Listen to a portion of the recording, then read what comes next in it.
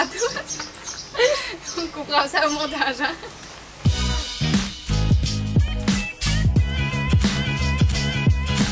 Bonjour, je m'appelle Diane et ensemble avec ma soeur jumelle Léna, nous avons créé le projet DNL qui cherche à promouvoir la mode durable.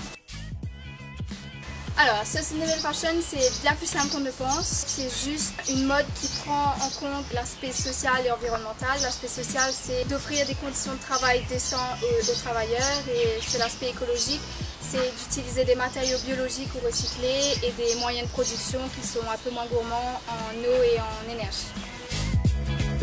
L'idée nous est venue un peu au hasard, on était au Vietnam toutes les deux et on a regardé un documentaire qui s'appelle The True Cost. Ça nous a ouvert les yeux et on a réalisé qu'on était très ignorants sur ce qui se passait réellement. L'industrie de la mode est la deuxième industrie la plus polluante au monde. Par exemple, un jean parcourt 65 000 km, soit une fois et demie le tour de la Terre entre le moment où il est produit et le moment où il est vendu.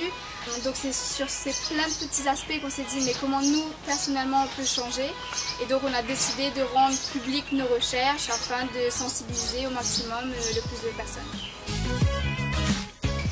Alors, est-ce que moi je suis sustainable? On me pose souvent cette question. Déjà, c'est quoi être sustainable? Par exemple là, c'est une marque Zara qui est pas du tout sustainable, mais j'ai eu cette combi avec une amie, elle me l'a donnée, donc rien que ça c'est une façon d'être sustainable. Le fait de donner, d'échanger, de réparer au lieu de jeter, c'est des façons d'être sustainable, donc ça ne coûte rien. Le projet pour le moment est qu'une plateforme de sensibilisation. Nous espérons développer par la suite un service de consulting pour aider et accompagner les entreprises, notamment les hôtels, du textile à l'humorisme, mais aussi des marques, vers une transition plus durable. Et en parallèle de ça, organiser des campagnes de sensibilisation pour éduquer le public à travers des événements, des articles, des collaborations avec des marques qui sont avancées sur le sujet.